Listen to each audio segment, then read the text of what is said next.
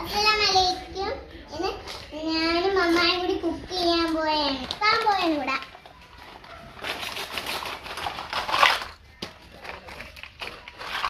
പിന്നെ നമ്മൾക്ക് ചായ ഇടാൻ പോവാ.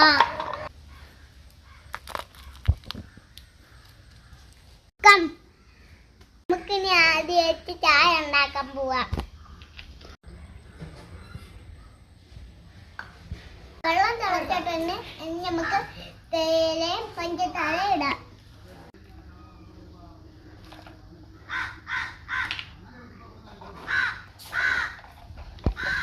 ഇനി നമുക്ക് ഈ കപ്പിലോട്ട് ഒഴിച്ചു കൊടുക്കാം.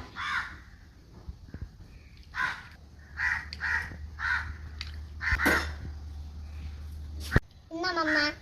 Thank you. നല്ലതാ മോനെ.